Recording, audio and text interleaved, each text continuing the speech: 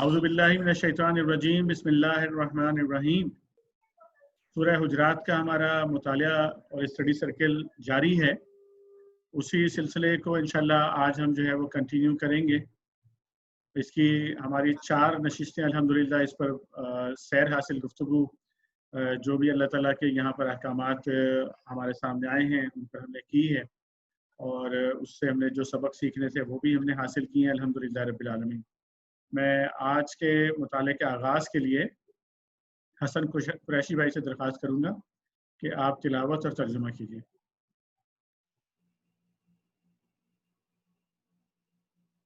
جی کون سی آیت؟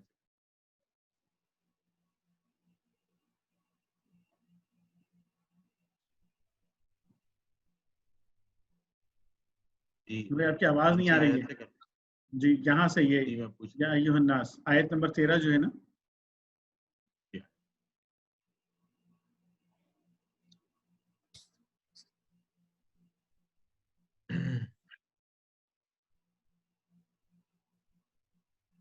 اعوذ باللہ من الشیطان الرجیم بسم اللہ الرحمن الرحیم یا ایھا الناس انا خلقناکم من ذکر وانثى وجعلناكم شعوبا وقبائل لتعارفوا إن أكرمكم عند الله أتقاكم إن الله عليم حكيم. قالت الأعراب آمنا قل لم تؤمنوا ولكن قولوا أسلمنا ولما يدخل الإيمان في قلوبكم وإن تطيعوا الله ورسوله لا يلدكم من حسن بھائی آپ کی آواز ٹھیک نہیں آ رہی ہے، آپ کی آواز جو ہے نا وہ بہت کٹ رہی ہے اور یہ بالکل سمجھ میں نہیں آ رہی ہے تلاوت۔ تو آپ تھوڑا سا اس کو مائک یا تو قریب کیجیے، سگنل وہ کیجیے اور جو ہے نا اس کو دوبارہ سے تلاوت کریں۔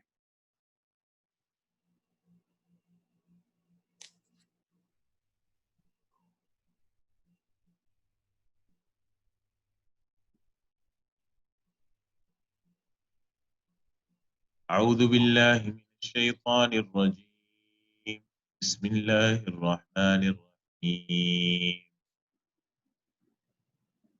يا أيها الناس إنا خلقناكم من ذكر وأنثى وجعلناكم شعوبا وقبائل لتعارفوا إن أكرمكم عند الله أتقاكم إن الله عليم خبير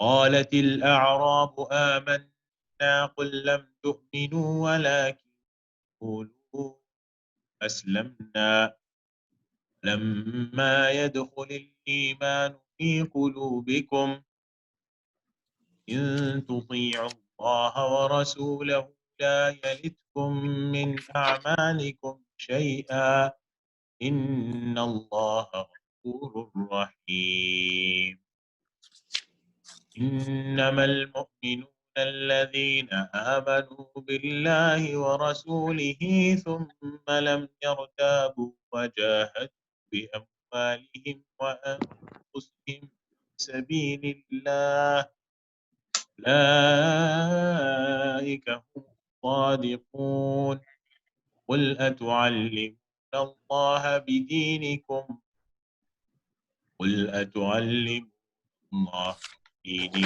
والله يعلم ما في السماوات وما في الأرض والله بكل شيء عليم يمنون عليك أن أسلموا قل لا تمنوا علي إسلامكم بل الله يمن عليكم أن هداكم للإيمان إن كنتم صادقين إن الله يعلم غيب السماوات والأرض والله بصير بما تعمل. جزاک اللہ خیر حسن بھائی، جزاک اللہ خیر. ترجمہ جو ہے نا وہ آپ رفیق بھائی آپ پڑھ دیجئے ترجمہ. حسن بھائی کی جو ہے نا وہ ڈسٹورشن کافی ہو رہی ہے آواز میں. بسم اللہ الرحمن الرحیم. اے لوگو، ہم نے تم کو ایک مرد اور ایک عورت سے پیدا کیا ہے اور پھر تمہاری قومیں اور برادریاں بنا دی تاکہ تم ایک دوسرے کو پہچانو. در حقیقت اللہ کے نزدیک تم میں سب سے زیادہ عزت والا وہ ہے جو تمہارے اندر سب سے زیادہ پرہیزگار ہے. یقیناً اللہ سب کچھ جاننے والا اور باخبر ہے. یہ بدوی کہتے ہیں کہ ہم ایمان لے آئے. ان سے کہو تم ایمان نہیں لائے بلکہ یوں کہو کہ ہم متی ہو گئے ہیں. ایمان ابھی تمہارے دلوں میں داخل نہیں ہوا ہے. اگر تم اللہ اور اس کے رسول کی فرمان برداری اختیار کر لو تو وہ تمہارے اعمال کے اجر میں کوئی کمی نہیں کرے گا. یقیناً اللہ بڑا درگزر کرنے والا اور رحیم ہے.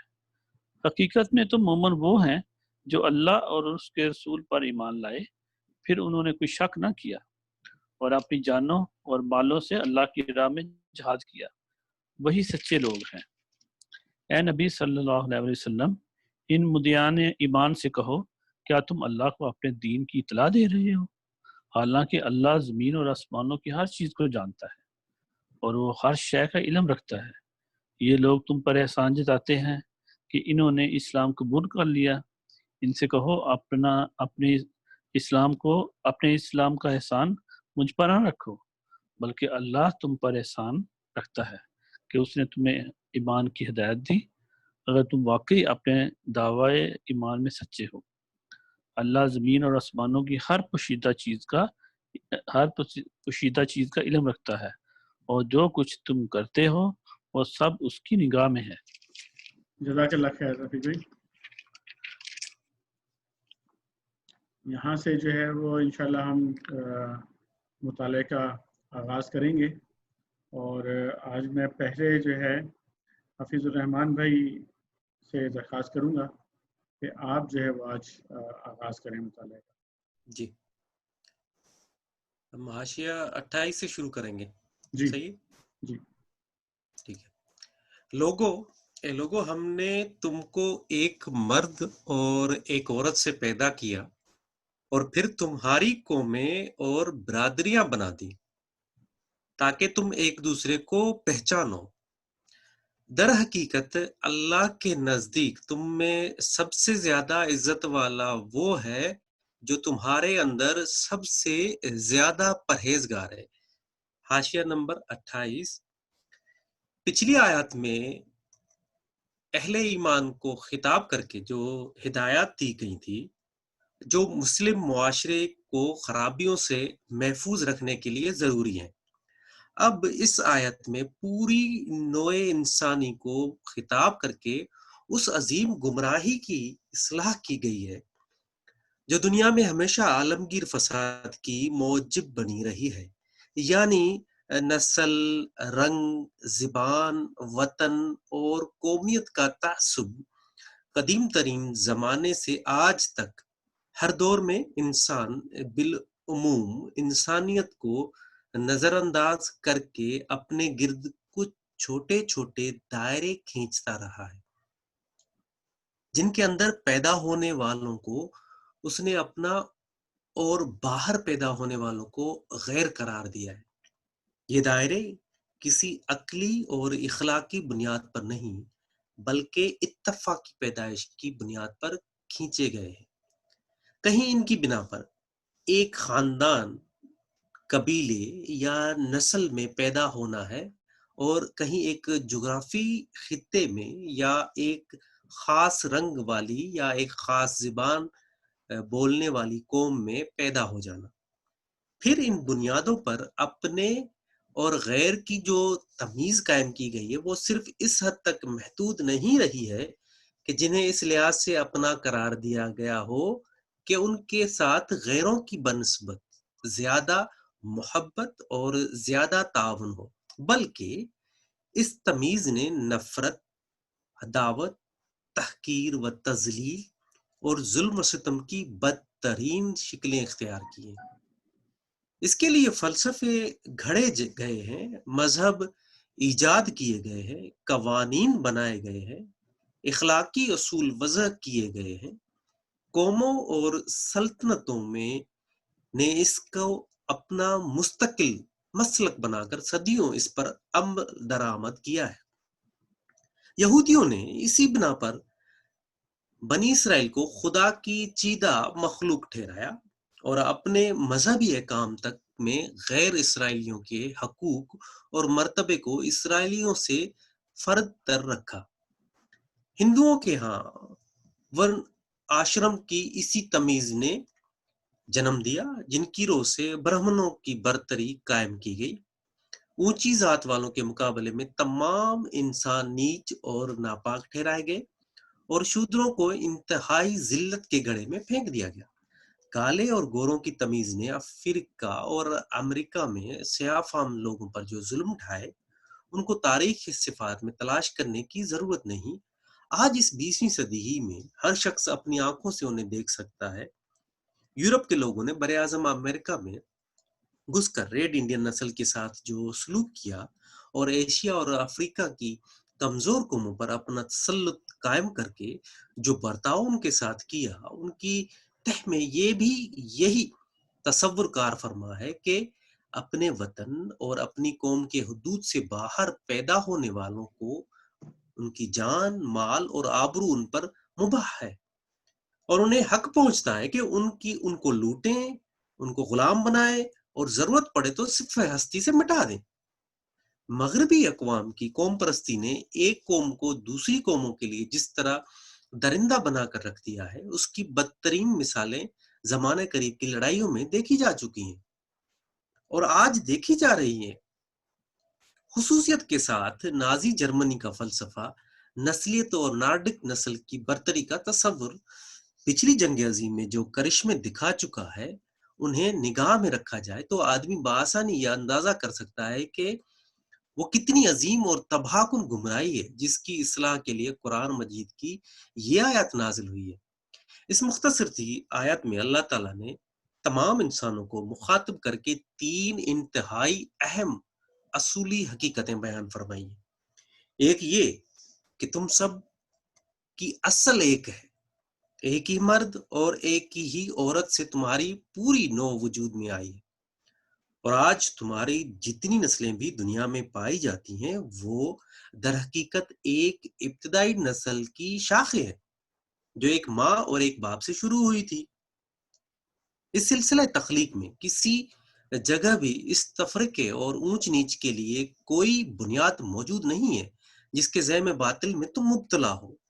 ایک ہی خدا تمہارا خالق ہے۔ ایسا نہیں ہے کہ مختلف انسانوں کو مختلف خداؤں نے پیدا کیا ہو۔ ایک ہی مادہ تخلیق سے تم بنے ہو۔ ایسا بھی نہیں ہے کہ کچھ انسان کسی پاک یا بڑھیا مادے سے بنے ہوں اور کچھ دوسرے انسان کسی ناپاک یا گھٹیا مادے سے بنے ہوں۔ ایک ہی طریقے سے تم پیدا ہوئے ہو۔ یہ بھی نہیں ہے کہ مختلف انسانوں کے طریقے پیدائش الگ الگ ہو، اور ایک ہی ماں باپ کی تم اولاد ہو۔ یہ بھی نہیں ہوا کہ ابتدائی انسانی جوڑے بہت سے رہے ہوں جن سے دنیا کے مختلف خطوں کی آبادیاں الگ الگ پیدا ہوئی ہوں۔ دوسرا یہ کہ اپنی اصل کے اعتبار سے ایک ہونے کے باوجود تمہارا قوموں اور قبیلوں میں تقسیم ہو جانا ایک فطری امر ہے۔ ظاہر ہے کہ پوری روئے زمین پر ان سارے انسانوں کا ایک ہی خاندان تو نہیں ہو سکتا۔ نسل بڑھنے کے ساتھ ناگزیر تھا کہ بے شمار خاندان بنے اور پھر خاندانوں سے قبائل اور اقوام وجود میں آ جائیں۔ اسی طرح زمین کے مختلف خطوں میں آباد ہونے کے بعد رنگ، خد و خال، زبانیں اور طرز بود و مان بھی لامحالہ مختلف ہی ہو جانے تھے، اور ایک خطے کے رہنے والوں کو باہم قریب تر اور دور دراز خطوں کے رہنے والوں کو بعید تر ہی ہونا تھا۔ مگر اس فطری فرق و اختلاف کا تقاضا یہ ہرگز نہ تھا کہ اس کی بنیاد پر اونچ اور نیچ، شریف اور کمین، برتر اور کمتر کے امتیازات کیے جائیں۔ ایک نسل دوسری نسل پر اپنی فضیلت جتائے، ایک رنگ کے لوگ دوسرے رنگ کے لوگوں کو ذلیل و حقیر جانے، ایک قوم دوسری قوم پر اپنا تفوض قائم جمائے اور انسانی حقوق میں ایک گروہ کو دوسرے گروہ پر ترجیح حاصل ہو۔ خالق نے جس وجہ سے انسانی گروہوں کو اقوام اور قبائل کی شکل میں مرتب کیا تھا وہ صرف یہ تھی کہ ان کے درمیان باہمی تعارف اور تعاون کی فطری صورت یہی تھی۔ اسی طریقے سے ایک خاندان، ایک برادری، ایک قبیلے اور ایک قوم کے لوگ مل کر مشترک معاشرت بنا سکتے تھے اور زندگی کے معاملات میں ایک دوسرے کے مددگار بن سکتے تھے، مگر یہ محض شیطانی جہالت تھی کہ جس چیز کو اللہ کی بنائی ہوئی فطرت نے تعارف کا ذریعہ بنایا تھا اسے تفاخر اور تنافر کا ذریعہ بنا لیا گیا۔ پھر نوبت ظلم و عدوان تک پہنچا دی گئی۔ تیسرا یہ کہ انسان اور انسان کے درمیان فضیلت اور برتری کی بنیاد اگر کوئی ہے اور ہو سکتی ہے تو وہ صرف اخلاقی فضیلت ہے۔ پیدائش کے اعتبار سے تمام انسان یکساں ہیں کیونکہ ان کو پیدا کرنے والا ایک ہے، ان کا مادہ پیدائش اور طریقہ پیدائش ایک ہی ہے اور ان سب کا نسب ایک ہی ماں باپ تک پہنچتا ہے۔ علاوہ بری کسی شخص کا کسی خاص ملک، قوم یا برادری میں پیدا ہونا ایک اتفاقی امر ہے جس میں اس کے اپنے ارادہ و انتخاب اور اس کی اپنی صحیح و کوشش کا کوئی دخل نہیں۔ کوئی معقول وجہ نہیں ہے کہ اس لحاظ سے کسی کو کسی پر فضیلت حاصل ہو۔ اصل چیز جس کی بنا پر ایک شخص کو دوسروں پر فضیلت حاصل ہوتی ہے وہ یہ ہے کہ وہ دوسروں سے بڑھ کر خدا سے ڈرنے والا، برائیوں سے بچنے والا اور نیکی و پرہیزگاری کی راہ پر چلنے والا ہو۔ ایسا آدمی خواہ کسی نسل، کسی قوم اور کسی ملک سے تعلق رکھتا ہو، اپنی ذاتی خوبی کی بنا پر قابل قدر ہے، اور جس کا حال اس کے برعکس ہو وہ بہرحال ایک کمتر درجے کا انسان ہے، چاہے وہ کالا ہو، گورا ہو، مشرق میں پیدا ہو یا مغرب میں۔ یہی حقائق جو قرآن کی ایک مختصر سی آیت میں بیان کیے گئے ہیں، رسول اللہ صلی اللہ علیہ وسلم نے ان کو اپنے مختلف خطبات اور ارشادات میں زیادہ کھول کر بیان فرمایا ہے۔ فتح مکے کے موقع پر طواف کعبہ کے بعد آپ نے جو تقریر فرمائی تھی اس میں فرمایا، شکر ہے اس خدا کا جس نے تم سے جاہلیت کا عیب اور اس کا تکبر دور کر دیا۔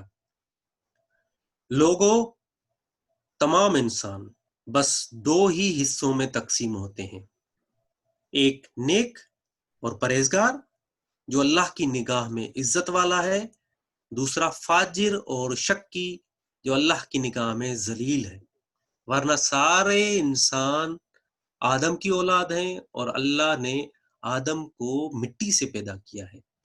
حجۃ الوداع کے موقع پر ایام تشریق کی وسط میں آپ نے ایک تقریر کی اور اس میں فرمایا، لوگوں خبردار رہو، تم سب کا خدا ایک ہے۔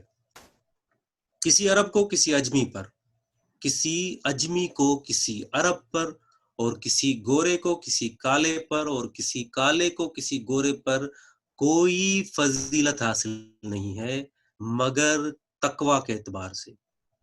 اللہ کے نزدیک تم میں سب سے زیادہ عزت والا وہ ہے جو سب سے زیادہ پرہیزگار ہو۔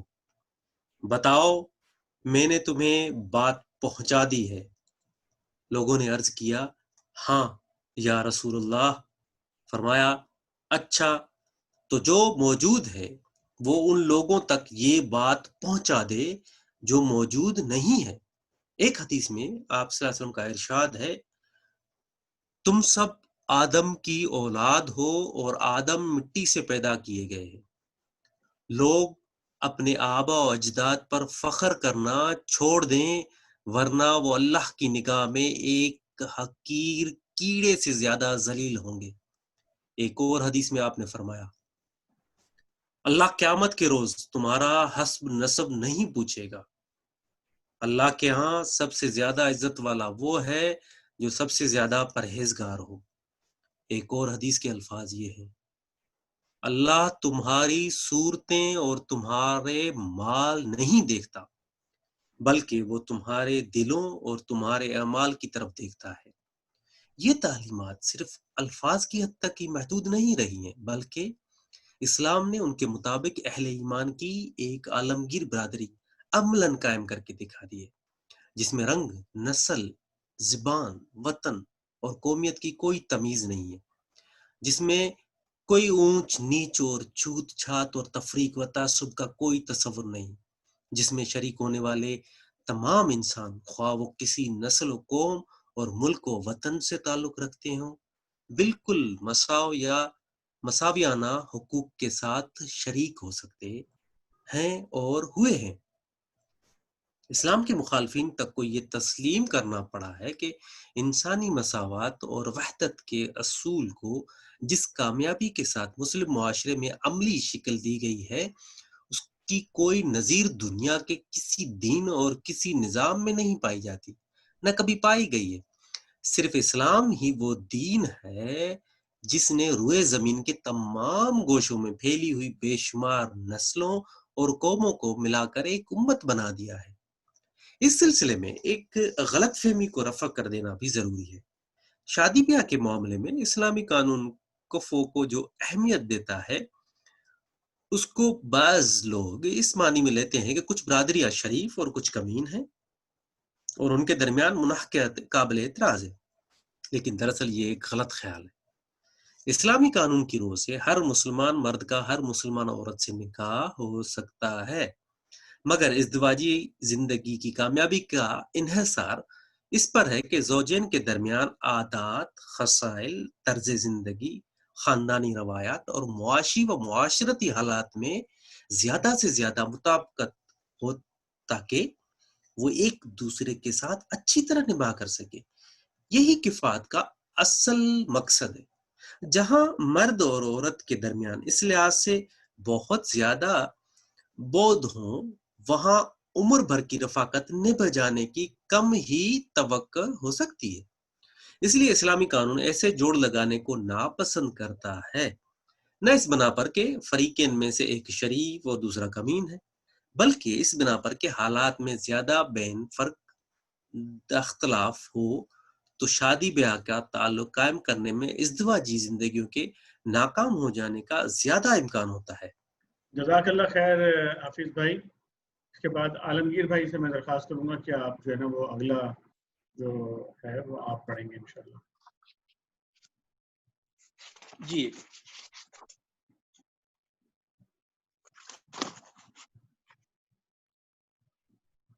بسم اللہ الرحمن الرحیم۔ یہ بدوی کہتے ہیں ہم ایمان لائے۔ اس سے پہلے 29 بھی ہے، یقیناً اللہ سب کچھ جاننے والا اور باخبر ہے۔ ہاں، یقیناً اللہ سب کچھ جاننے والا اور باخبر ہے۔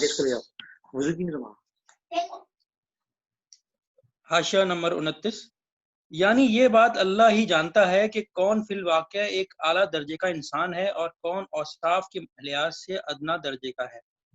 لوگوں نے بطور خود اعلیٰ اور ادنا کے جو معیار بنا رکھے ہیں، یہ اللہ کے ہاں چلنے والے نہیں ہیں۔ ہو سکتا ہے کہ جس کو دنیا میں بہت بلند مرتبے کا آدمی سمجھا گیا ہو، وہ اللہ کے آخری فیصلے میں کم ترین خلائق قرار پائے، اور ہو سکتا ہے کہ جو یہاں بہت حقیر سمجھا گیا ہو، وہ وہاں بہت بڑا اونچا مرتبہ پائے۔ اصل اہمیت دنیا کی عزت اور دولت کی نہیں، بلکہ اس ذلت اور عزت کی ہے جو خدا کے ہاں کسی کو نصیب ہو۔ اس لیے انسان کو ساری فکر اس امر کی ہونی چاہیے کہ وہ اپنے اندر وہ حقیقی اوصاف پیدا کرے جو اسے اللہ کی نگاہ میں عزت کے لائق بنا سکتے ہوں۔ یہ بدوی کہتے ہیں کہ ہم ایمان لائے۔ حاشیہ نمبر 30، اس سے مراد تمام بدوی نہیں ہے، بلکہ یہاں ذکر چند بدوی گروہوں کا ہو رہا ہے جو اسلام کی بڑھتی ہوئی طاقت دیکھ کر محض اس خیال سے مسلمان ہو گئے تھے کہ وہ مسلمانوں کی ضرب سے محفوظ بھی رہیں گے اور اسلامی فتوحات کے فوائد سے بھی ہوں گے۔ یہ لوگ حقیقت میں سچے دل سے ایمان نہیں لائے تھے، محض زبانی اقرار ایمان کے کر کے انہوں نے مصلحتاً اپنے آپ کو مسلمانوں میں شمار کرا لیا تھا، اور ان کی اس باطنی حالت کا راز اس وقت فاش ہو جاتا تھا جب وہ رسول اللہ صلی اللہ علیہ وسلم کے پاس آ کر طرح طرح کے مطالبے کرتے تھے اور اپنا حق اس طرح جتاتے تھے کہ گویا انہوں نے اسلام قبول کر کے آپ صلی اللہ علیہ وسلم پر بہت بڑا احسان کیا ہے۔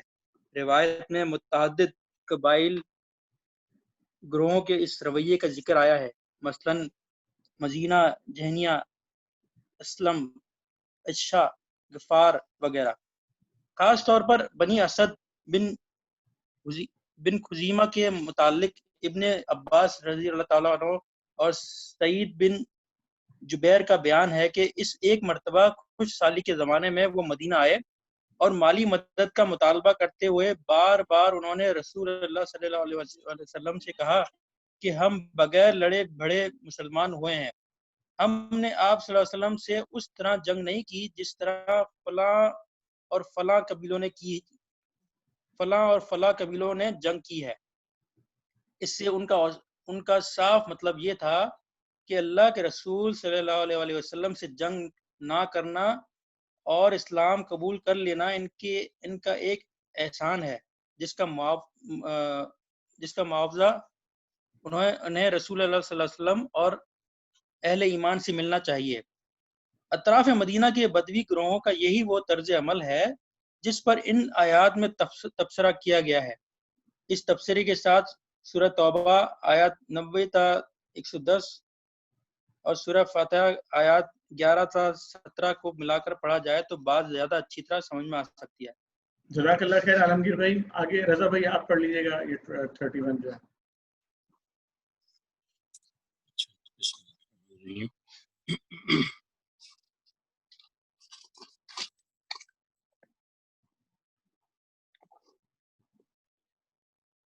ان سے کہو تم ایمان نہیں لائے بلکہ یوں کہو کہ ہم مطیع ہو گئے ہیں۔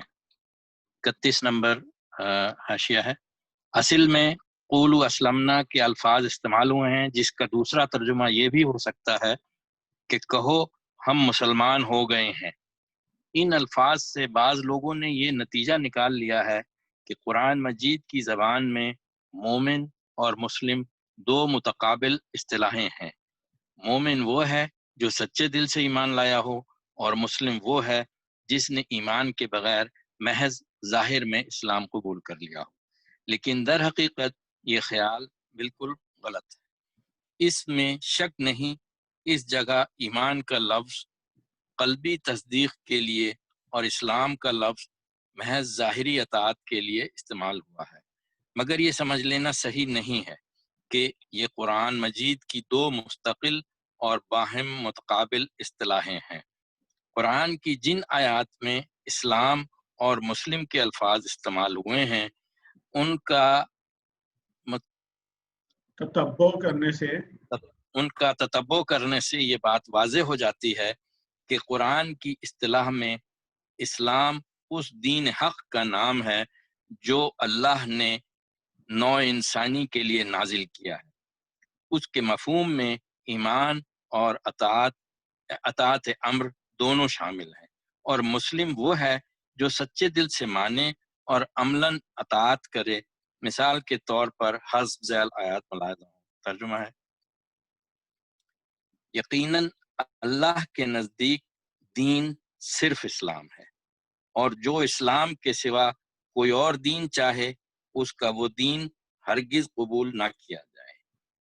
دوسری آیت ہے مائدہ کی، اور میں نے تمہارے لیے اسلام کو دین کی حیثیت سے پسند کیا ہے۔ سورہ نام کی آیت ہے۔ اللہ جس کو ہدایت دینا چاہتا ہے اس کا سینہ اسلام کے لیے کھول دیتا ہے۔ ظاہر ہے ان آیات میں اسلام سے مراد اطاعت بلا ایمان نہیں ہے۔ پھر دیکھیے جگہ جگہ اس مضمون کی آیت آتی ہیں، اے نبی کہو مجھے یہ حکم دیا گیا ہے کہ سب سے پہلے اسلام لانے والا میں ہوں۔ سورہ الانعام کی آیت ہے، پھر سورہ مائدہ کی آیت ہے۔ پھر اگر وہ اسلام لے آئیں تو انہوں نے ہدایت پا لی۔ تمام انبیاء جو اسلام لائے تھے تورات کے مطابق فیصلے کرتے تھے۔ کیا یہاں اور اس طرح کے 20 دوسرے مقامات پر اسلام قبول کرنے یا اسلام لانے کا مطلب ایمان کے بغیر اطاعت اختیار کر لینا ہے؟ اسی طرح مسلم کا لفظ بار بار جس معنی میں استعمال ہوا ہے اس کے لیے نمونے کے طور پر حسب ذیل آیات ملاحظہ ہوں۔ آل عمران کی آیت کا ترجمہ ہے، اے لوگو جو ایمان لائے ہو، اللہ سے ڈرو جیسا اس سے ڈرنے کا حق ہے، اور تم کو موت نہ آئے مگر اس حال میں کہ تم مسلم ہو۔ سورہ حج ہے۔ اس نے تمہارا نام پہلے بھی مسلم رکھا تھا اور اس کتاب میں بھی۔ آل عمران کی آیت، ابراہیم علیہ السلام نہ یہودی تھا نہ نصرانی، بلکہ وہ یکسو مسلم تھا۔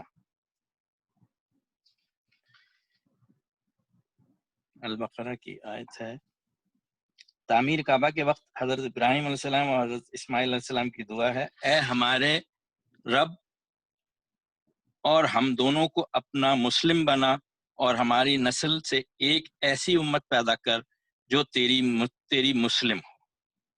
سورہ بقرہ کی 132 نمبر آیت ہے۔ حضرت یعقوب علیہ السلام کی وصیت اپنی اولاد کو، اے میرے بچوں، اللہ نے تمہارے لیے یہی دین پسند کیا ہے، بس تم کو موت نہ آئے مگر اس حال میں کہ تم مسلم ہو۔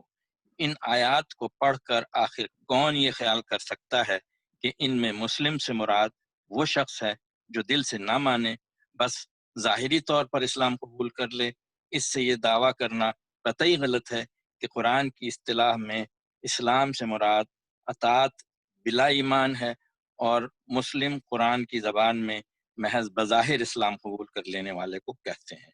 اسی طرح یہ دعویٰ کرنا بھی غلط ہے کہ ایمان اور مومن کے الفاظ قرآن مجید میں لازماً سچے دل سے ماننے ہی کے معنی میں استعمال ہوئے ہیں۔ بلا شبہ اکثر مقامات پر یہ الفاظ اسی مفہوم کے لیے آئے ہیں، لیکن بکثرت مقامات ایسے بھی ہیں جہاں یہ الفاظ ظاہری اقرار ایمان کے لیے بھی استعمال کیے گئے ہیں۔ اور یا ایھا الذین آمنو کہہ کر ان سب لوگوں کو خطاب کیا گیا ہے جو زبانی اقرار کر کے مسلمانوں کے گروہ میں شامل ہوئے ہوں، قطع نظر اس سے کہ وہ سچے مومن ہوں یا ضعیف الایمان یا محض منافق۔ اس کی بہت سی مثالوں میں سے صرف چند کے لیے ملاحظہ ہوں، آل عمران، سورہ نساء، سورہ مائدہ، سورہ انفال، اور سورہ توبہ، سورہ الحدید اور سورہ صف۔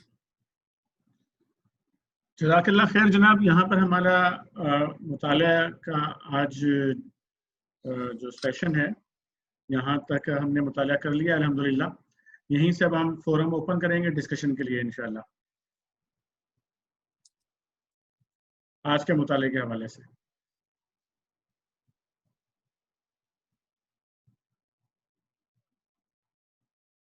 اور جہاں سے ہم نے شروع کیا تھا، جس نقطے سے، اس پر میں سب سے پہلے آپ تمام بھائیوں کو انوائٹ کروں گا کہ آپ میں سے جو بھائی بھی جو پڑھنے کے بعد جو بھی انڈرسٹینڈنگ بنی ہے اس کو یہاں پر جو ہے وہ بیان کیجیے اپنے الفاظ میں، کہ جو ہے کہ تم میں سب سے زیادہ عزت والا وہ ہے جو تمہارے اندر سب سے زیادہ پرہیزگار ہے۔ ان اکرمکم عند اللہ اتقاکم۔ جی فلور آپ کا جناب، بات کر سکتے ہیں۔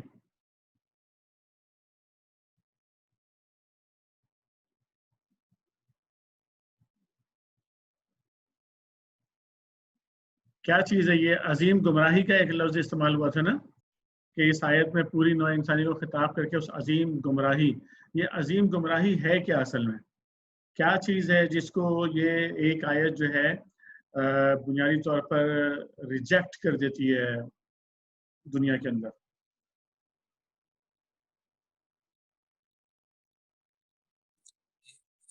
اس کو اگر ایک چھوٹی سے جملے میں کہیں تو یہ تعصب کہہ لیں، چاہے وہ کسی بھی قسم کا ہو، ٹھیک، نسل کا ہو یا زبان کا ہو یا علاقے کا ہو یا جو بھی ہے، مطلب اس طرح سے میری فہم صحیح۔ تعصب۔ اچھا، یہ تعصبات کس کس قسم کے موجود ہیں دنیا کے اندر؟ ہمارے اطراف میں چھوٹے پیمانے پہ یا بڑے پیمانے پہ، ہر پیمانے پہ اگر آپ دیکھیں تو کس طرح کے تعصبات آپ کو اس وقت نظر آتے ہیں دنیا کے اندر پھیلے ہوئے؟ اس میں معاشی بھی ہیں، معاشرتی بھی ہیں. مطلب معاشرتی میں تو یہ کہ جیسے برادریاں بنی ہوئی ہیں اور خاندان ہیں، اور تو وہ ایک خاندان دوسرے خاندان سے اپنے آپ کو سپیریئر سمجھتا ہے یا اس طرح سے ہے، یہ ایک تعصب کی کو بن جاتی ہے. اور معاشی میں یہ ظاہر ہے جو پیسے والے لوگ ہوتے ہیں وہ جو کم پیسے والے لوگ ہوتے ہیں ان کو جو ہے وہ یعنی کمتر اور نیگیٹو اس میں دیکھتے ہیں. یہ دو طرح سے دو چیزیں میرے ذہن میں آئیں. جی کوئی اور بھائی اس پر بات کریں؟ علم کی بنیاد پہ بھی لوگ کرتے ہیں کہ یہ زیادہ اس کے پاس علم ہے، اور دوسرا گروہ وہ ہے جس کے پاس بہت علم نہیں ہے ان کے اللہ کی وجہ سے، اور یہ مذہبی بنیاد پر بھی آ جاتا ہے، رینکنگ ہو جاتی ہے. جی جی ٹھیک، مطلب عقیدے کی بنیاد پر، علاقائی بنیاد پہ اور نسلی بنیاد پہ بھی. اس میں علاقائی بنیاد پہ، نسلی بنیاد پہ. ٹھیک، مثالیں بھی دے سکتے ہیں ساتھ ساتھ. نسل کا، رنگ کا، زبان کا، وطن کا، قومیت کا. طارق بھائی نے بات کی کہ ایک خاص علمیت کا، اس کا بھی ایک تعصب جو ہے وہ بن جاتا ہے وہ، اور کچھ لوگ اس میں اپنے آپ کو سپیریئر جو ہے وہ پھر سمجھنا شروع ہو جاتے ہیں گروپ بنا کے. دیکھیں یہ جو یورپین قومیں ہیں یا امریکی ہیں وہ رنگ کی بنیاد پہ اپنے آپ کو وہ سپیریئر سمجھتے ہیں، جو افریکنز ہیں یا دوسری جو قومیں ہیں ایشینز ان کو انفیریئر سمجھتے ہیں. ابھی یہ تو بہت ہی آج کل کے زمانے کے ساتھ ریلیٹڈ آج ہم نے پڑھا جو امریکہ میں ہوا، وہ جو اس کو بیچارے کو افریکن کو پولیس نے مار ہی دیا وہاں پہ، اور جو وہاں پہ اب حالات بنے ہوئے، تو آج کا تو یہ بالکل اس کی تفسیر ہمارے سامنے آ جائی ہے اس واقعے سے، اس طرح انسان جو ہے رنگ کی بنیاد پہ بھی جو ہے اتنا ظلم ہو رہا ہے. صحیح. تو اس کو کہا کیا جاتا ہے عام طور پہ جو ہے نا، یہ جو اگر یہ وطن کی بنیاد پہ ہے یا زبان کی بنیاد پہ ہے یا رنگ اور نسل کی بنیاد کے اوپر جو چیزیں جو تقسیم ہے، اس کو اگر رائج الوقت دنیا میں کوئی فلسفی کی صورت میں اگر اس پر بات کریں کہ کیا اس کے پیچھے نظریہ کیا کام کر رہا ہے، اس کے پیچھے کیا کہتے ہیں اس نظریے کو؟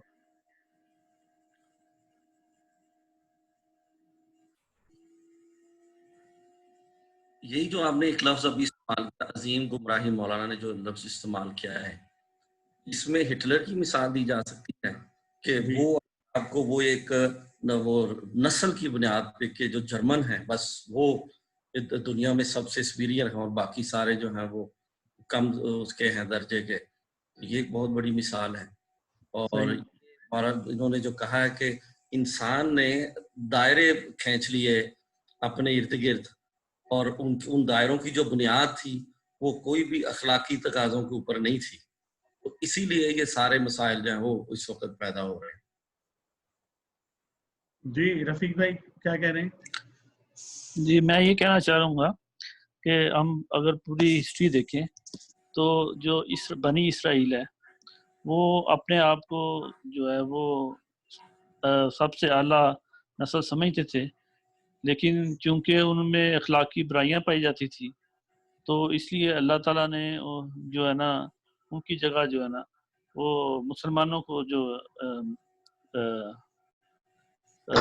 امامت کا عہدہ دیا. تو اس لیے اس سے یہی ثابت ہوتا ہے کہ رنگ و نسل یا کوئی چیز نہیں ہے، کوئی سپیریئر نہیں ہے. سپیریئر وہی ہے جو اللہ کے نزدیک زیادہ تقوی رکھتا ہے اور زیادہ پرہیزگار ہے. تو آج کی دنیا کا جو پورا نظام اس وقت جو دنیا میں جاری و ساری ہے، اس نظام کی جو بنیاد ہے، ایک لفظ استعمال کیا جاتا ہے نیشنلزم، کہ جی یہ صاحب نیشنلسٹ ہیں اور قوم پرست ہیں. تو یہ جو نیشنلزم ہے یہ کیا اصل میں مطلب یہ ہے کیا، یہ سوچ کیا ہے؟ ایک نیشنلسٹ کی یا ایک جو نیشنلزم والی سوچ ہوتی ہے، یا ایک فرد یا ایک گروپ جو نیشنلسٹ ہے، قوم پرست ہے، تو اس کی ٹائپس کیا کیا ہو سکتی ہیں اور اس کی سوچ کا طریقہ کار کیا ہوتا ہے؟ یہ ہمارے ہر طرف بکھرے ہوئے ہیں یہ چیزیں، مطلب یہ کوئی ہمیں کھڑائی باتیں کرنے کی ضرورت نہیں ہے، یہ ہمارے ہر طرف بکھری ہوئی ہیں.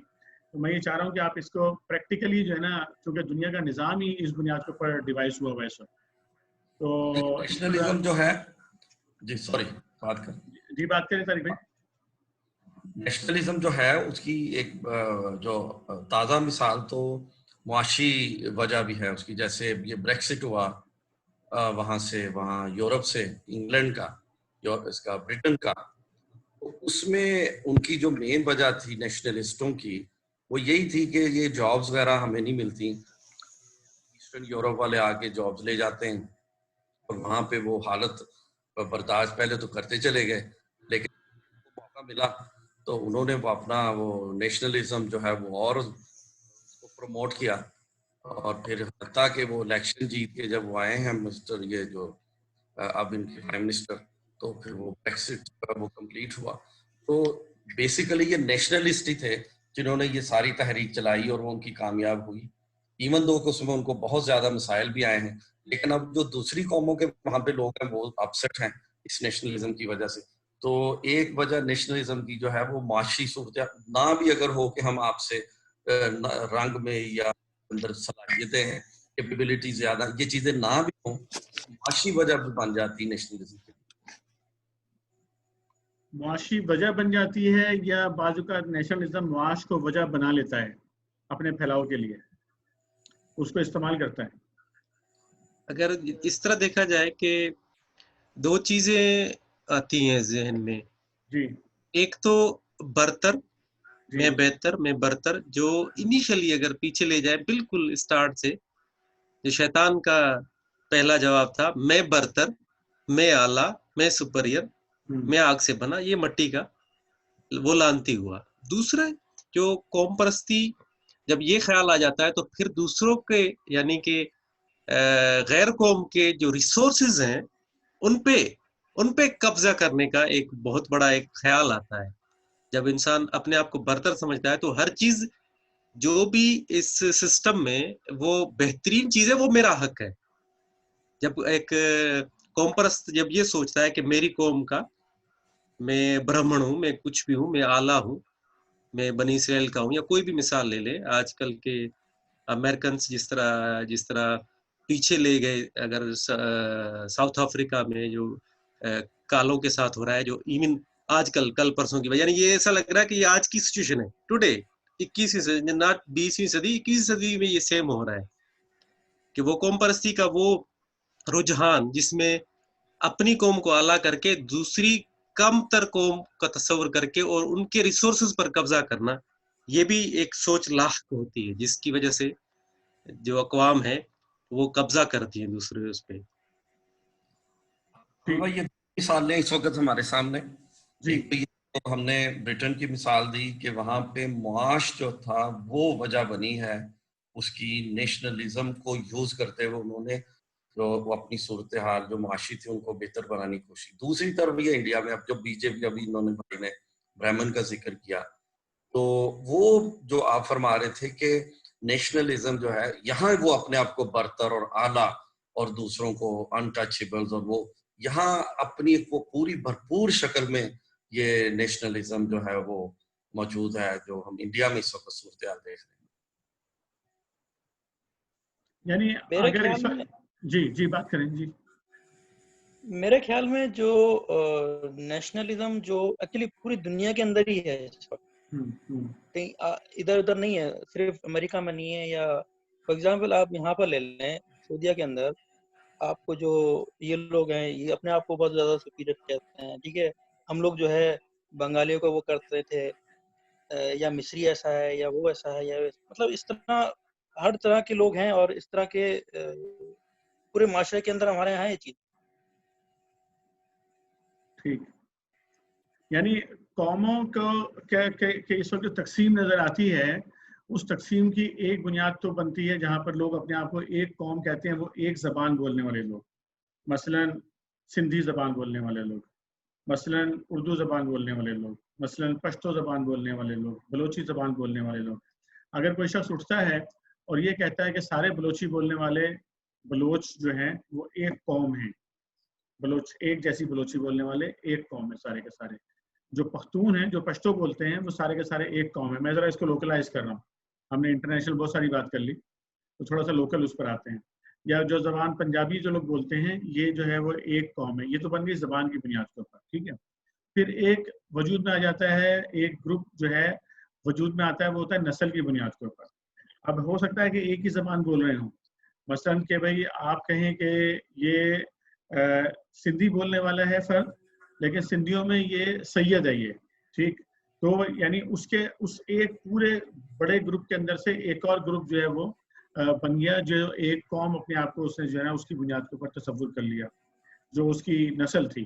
یا کسی نے کہا کہ بھئی میں راجپوت ہوں, اس کی بنیاد کے اوپر جو ہے نا ایک نسل. یا میں جو ہے نا وہ یو نیم اٹ, کہ بھئی آپ کسی بھی برادری کا نام لیجئے, کہ بھئی میں جٹ ہوں, میں فلاں ہوں, تو جناب علی اس کی بنیاد کے اوپر اس نے جو ہے وہ ایک وہ بنا لیا اپنا.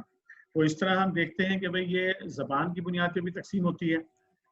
بعض اوقات گروپ بن جاتے ہیں زبان کی بنیاد کے اوپر, بعض دفعہ جو ہے گروپ بنتے ہیں ایک نسل کی بنیاد کے اوپر, بعض دفعہ جو ہے وہ گروپ بنتے ہیں ایک علاقے کی بنیاد کے اوپر, کہ شاید تھوڑے بہت ڈفرینسز زبان میں بھی ہوں لوگوں کی, اور جو ہے وہ رنگ میں بھی تھوڑے ڈفرینسز ہوں, نسلیں بھی وہاں پر زیادہ ہوں, لیکن وہ کہیں کہ ہم ایک ہی علاقے میں رہتے ہیں, تو اب ہم یہ فرزند زمین ہے اس جگہ کے. تو اب یہ ہم جو ہے وہ سارے جو فار ایگزامپل کوئی بھی آپ اس کا نام لے لیجئے, کسی صوبے کا نام لے لیجئے, کہ جی وہ جو ہے اب یہ ہمارا وطن قرار پاتا ہے, کہ جی ابھی ہمارا وطن بن گیا یہ جگہ. یا اگر آپ اس کا انٹرنیشنل لیول پہ لے جائیں, تو پھر آپ یہ کہہ سکتے ہیں کہ بھئی یہ جو ہے ایرانی ہے, اور یہ جو ہے وہ عرب ہے, اور یہ ترکی ہے, اور وہ فلانا وہ ہے. یا یورپ کے اندر چلے جائیں تو وہ کہتا ہے بھئی میں فرانسیسی ہوں, یا میں جو ہے وہ جرمن ہوں, یا جو بھی آپ کہہ لیجیے, اس کی بنیاد کے اوپر ایک تقسیم جو ہے وہ بننا شروع ہو جاتی ہے. تو یہ جو تقسیم ہے, یہ والی تقسیم, کیا یہ تقسیم یا اس کی بنیاد کے اوپر کسی کا ایک گروپ بننا یہ ناجائز چیز ہے؟ یہ نہیں, یہ تو مطلب وہ علاقہ ہے یا ان کا ایک جیسا رہن سہن ہے, لیونگ سٹائل ہے, ایک جگہ پیدا ہوئے ہیں, ایک زبان ہے, رہن سہن ایک جیسا ہے. اگر وہ اس طرح ایک گروپ اپنے آپ کو کوئی نام دیتا ہے تو اس میں, اور یہ تو میرا خیال بہت اصلوں سے اس طرح چلا آ رہا ہے, اور اس میں کوئی ایسی وہ ہمارے دین کے بھی اور خلافات, معاشرتی طور پہ بھی کوئی خراب بات نہیں ہے, ایز لانگ ایز وہ ایک لمٹ میں رہے. یہ لوگ اگر میرے آپس خیال میں جی بات کریں, میرے خیال میں یہ تب تک جائز ہے جب کہ ایک قوم کے لوگ دوسری قوم جو ہے اس کو وہ کمتر نہ سمجھے. اور یہ نہ ہو کہ دیکھیں سندھی بولنے والے جو ہیں وہ پنجابیوں کو یا پختونوں کو وہ اپنے سمجھے کہ ہم بڑے اعلیٰ ہیں, اور بجائے اس کے وہ یہ سمجھے کہ ہم سارے پاکستانی ہیں. تو ٹھیک ہے, ہم چونکہ سندھ میں رہتے ہیں یا وہ ہم پنجاب میں رہتے ہیں تو ہم پنجابی, ہمارا یہ گروپ ہے. ٹھیک ہے, اگر وہ یہ سمجھے کہ ہم برتر ہیں اور یہ جو ہے یہ کمتر ہیں, تو تب تک اگر وہ یہ ایسا نہیں سمجھتے تو پھر تو جائز ہے. اسی طرح جو قومیں ہیں, راجپوت ہیں یا دوسری جاٹ ہیں, اگر وہ اپنی جیسے اللہ تعالیٰ نے فرمایا کہ یہ آپ کی پہچان کے لیے بنائے گئے قبیلے, اگر تو وہ اس لحاظ سے سوچتے ہیں کہ یہ ہماری ایک پہچان ہے, یہ ہمارا ایک قبیلہ ہے, تو یہ ہماری قوم ہے, پھر تو ٹھیک ہے. اگر وہ دوسری قوموں کے مقابلے میں تکبر کریں گے تو پھر یہ ناجائز ہو جائے. ٹھیک ہے, ایک تو یہ بات ہمیں سمجھ میں آ گئی رفیق بھائی کی بات سے بھی, کہ جو ہے وہ اس کا اٹ سیلف, یا طارق بھائی نے بھی جو بات کی ہے کہ اٹ سیلف اس طرح کے گروپ کا جو وجود ہے وہ تو ایک نیچرل چیز ہے, وہ بذات خود کوئی ناجائز یا خراب چیز نہیں ہے. اچھا, جب اس طرح کے گروپ وجود میں آ جاتے ہیں, چاہے وہ نسل کی بنیاد پہ ہو جائیں, زبان کی بنیاد پہ ہو جائیں, یا ایک علاقے کے اندر رہنے والے, نسل کی بنیاد پہ اس طرح ہوتے ہیں کہ بھئی جیسے اگر ایک راجپوت ایک علاقے میں رہتا ہے اور دوسرا راجپوت دوسرے علاقے میں رہتا ہے, تو اب یہ ان کا آپس میں ایک دوسرے کے ساتھ لنکیج ہوگی, آپس میں ایک دوسرے کے ساتھ جو ہے وہ جڑے ہوئے ہوں گے. یہ نسل ہے, ہاں, کیونکہ وہ علاقے کی بنیاد پہ نہیں ہے, علاقے سے ماورا ہو کے صرف نسل کی بنیاد کے اوپر ایک دوسرے کے ساتھ جڑ گئے ہیں. میں صرف یہ ایگزامپل کے لیے نام لے رہا ہوں, مطلب یہ کوئی اس کو کوئی نیگیٹو اس میں مت لیجیے گا, تو صرف جسٹ فار ایگزامپل ایک نام لیا ہے میں نے. تو اسی طرح لیکن اگر ایک علاقے میں رہنے والے جو ہے ڈفرینٹ قسم کے لوگ, یا ایک ہی زبان بولنے والے, یا ایک ہی طرح کے لوگ اگر اپنے علاقے کو اپنا جو ہے وہ وطن قرار دیتے ہیں کہ بھئی جو اس زمین کے اوپر رہتا ہے وہ فرزند زمین ہے, ہم سب مل جاتے ہیں, تو وہ ایک ایتھنک گروپ جو ہے نا وہ ایک جو ہے وہ وجود میں آ جاتا ہے. تو اس میں نیچرل ہے یہ ان کا اٹ سیلف گروپ ہونا، اس میں کوئی اچنبھے کی بات نہیں ہے. اچھا اگر یہ سب لوگ ایک دوسرے کی بھلائی کے لیے کام کریں آپس میں، آپ اپنی برادری کے لیے یا اپنے علاقے کے لوگوں کے لیے یا اپنی جو نسل کے لوگ ہیں ان کے لیے آپ کوئی بھلائی کا کام کرتے ہیں، کوئی ویلفیئر کا کام کرتے ہیں، کوئی اچھا کام کرتے ہیں، کیا یہ ناجائز ہے؟ یہ بحث تھوڑی سی یعنی کہ اگر جب ہم اسلام کی بات کرتے ہیں تو پھر سارے امبریلا جو ہے نا ایک سنگل امبریلا کے نیچے آنے چاہیے، پھر بات بڑھ جاتی ہے. کیونکہ اگر آپ قوم کی بات کریں گے، لینگویج کی، تو پھر کیا ہوتا ہے کہ کوئی بھی لینگویج یعنی پھر اچھا ملک سے بھی نکل جاتی ہے. جیسے اگر پنجاب کی لینگویج، پنجابی لینگویج کو لیں گے تو پھر انڈین پنجاب والے، پنجابی باہر والے، یعنی پھر آپ اس میں سے پھر نکل جائیں گے. یعنی آپ کو اس میں سے ہمیں نکلنا ہی پڑے گا. یہ فطرتاً ہے تو صحیح. جیسے ایک فارغ التحصیل جیسے دیوبند کے عالم حضرات تھے، بریلوی کے عالم حضرات تھے، حالانکہ وہ علاقے کے تھے. دیوبند ایک علاقہ ہے جس میں ایک مدرسہ تھا، لیکن ایک دیوبندی ایک وہ بن گئے، ایک بریلوی وہ بن گئے. اب یہ ایک انسان جب واسٹ بڑھتا ہے تو یہ چیزیں ہوتی ہیں. لیکن ہمیں جیسے فورس آف اٹریکشن زمین کی ہوتی ہے، جیسے ان چیزوں سے ہمیں نکلنا ہی پڑے گا. یہ بہرحال یہ یعنی کہ ان کا پازیٹیو اسپیکٹ بہت ہی کم ہے. اگر ہمیں اس میں ایک امبریلا اسلام کے امبریلا سے نیچے اس کے نیچے آنا پڑے گا تو پھر ہمیں مذہب سے، رنگ نسل سے، ایون قومیت سے نکلنا پڑے گا. یہ زیادہ کم فائدے ہیں، نقصان زیادہ ہے میری نظر میں. ٹھیک ہے، لیکن ہم اسی طرف آ رہے ہیں اس کا ڈسکشن کرتے ہوئے. بنیادی طرف بہت اچھا آپ نے نقطے اٹھا دیے. فار ایگزامپل آپ نے ابھی پنجابیوں کی بات کی آپ نے، ٹھیک ہے نا، تو اس میں آپ یہ کہہ سکتے ہیں کہ بھائی بھارتی پنجاب کے اندر بھی پنجابی بولنے والے رہتے ہیں، پاکستانی پنجاب میں بھی، وہاں سکھ رہتے ہیں یا پنجابی یا مسلمان رہتے ہیں، ٹھیک ہے.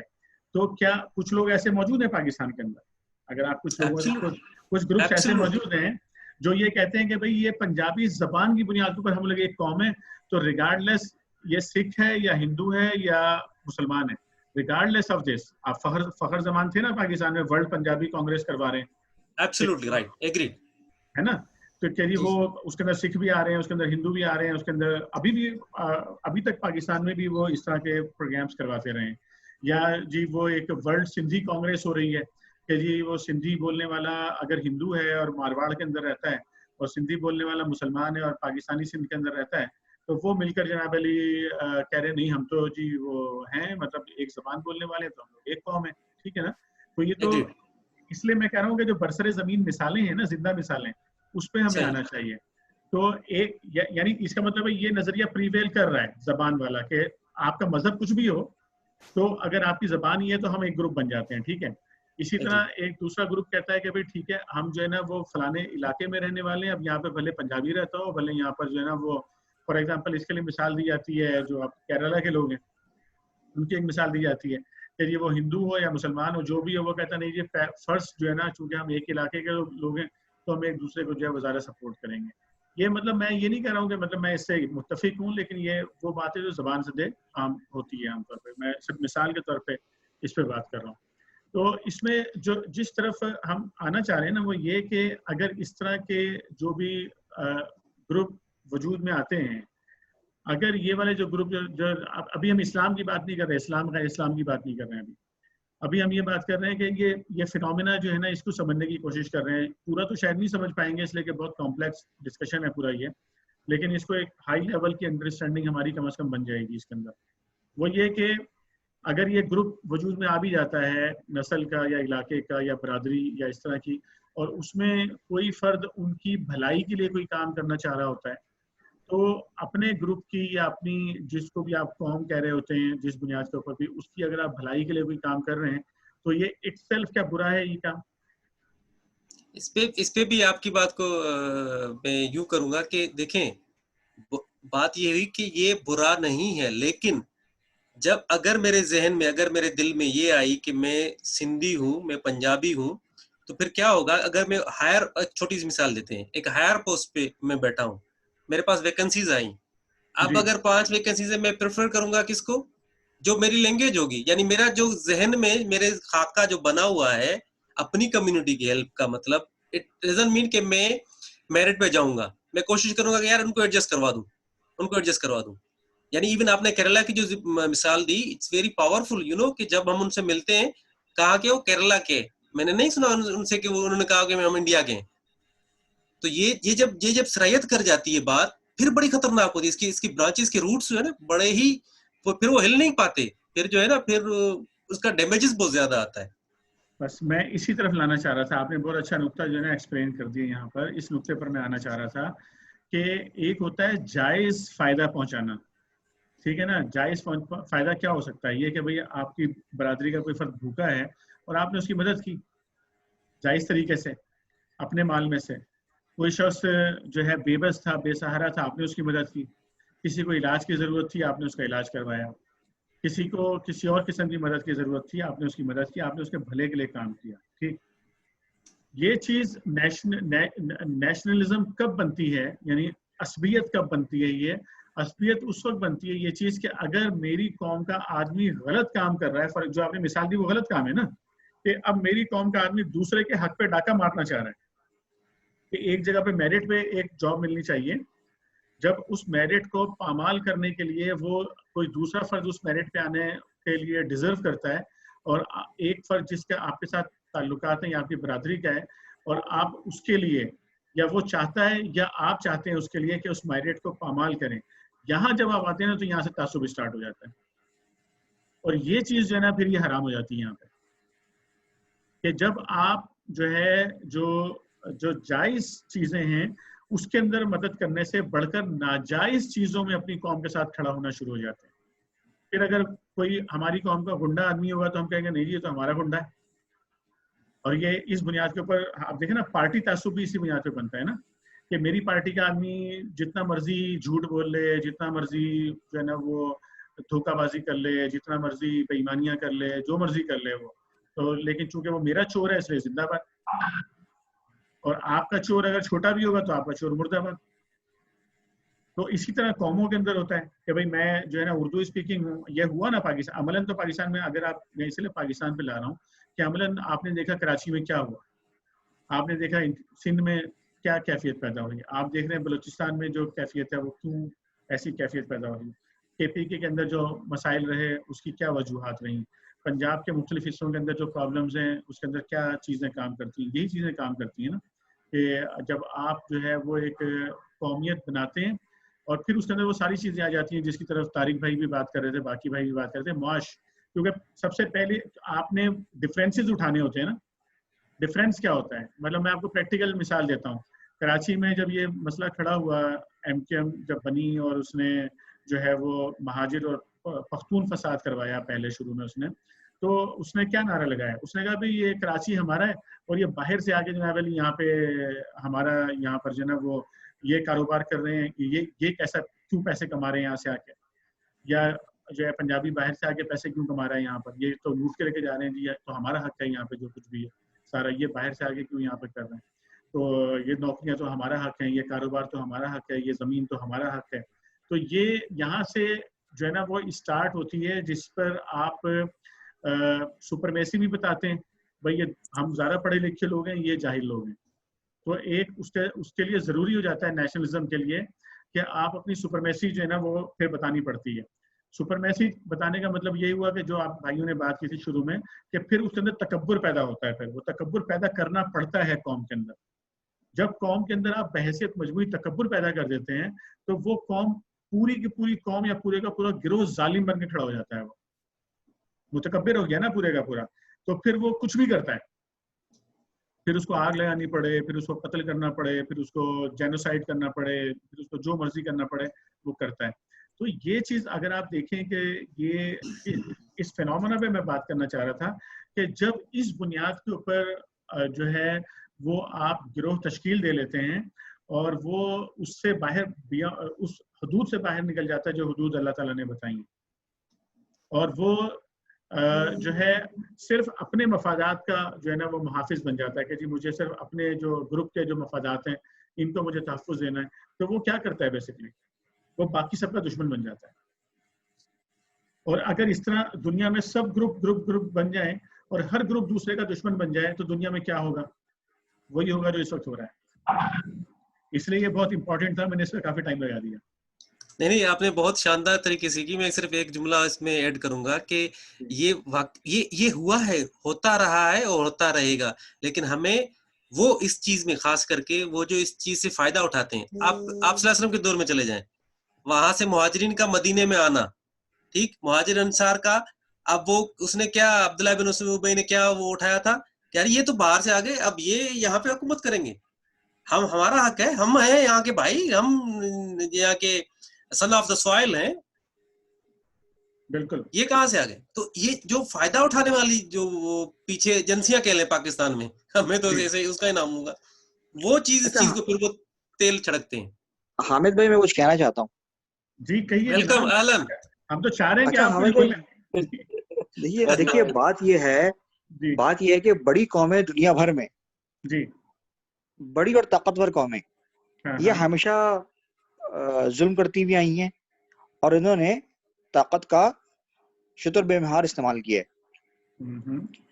اب آج بھی دیکھ لیجئے, امریکہ نے مدر آف آل بم افغانستان میں گرا دیا اور کوئی اس سے پوچھنے والا نہیں ہے. برطانیہ کے پاس جب طاقت تھی کیا کرتے رہے وہ, یہ تو اسی طرح جو یہ ہماری بھی سوسائٹی ہے نا حامد بھائی, اس میں بھی یہی معاملہ ہے جو پاکستان ہے. اس میں کوئی یہ مسئلہ نہیں ہے کہ ہم سپریم ہیں. دیکھیں ہماری سوسائٹی میں جو جماعت کے لوگوں کو جو چیز بینگ اے پولیٹیکل ورکر دیکھنی چاہیے, گراؤنڈ ریئلٹی کیا ہے. اب پرابلم یہ ہے کہ اگر کہیں احساس محرومی ہوگا حامد بھائی, تو وہ بالادست قوت اور طاقتور قوت کے خلاف ہی آئے گا نا حامد بھائی.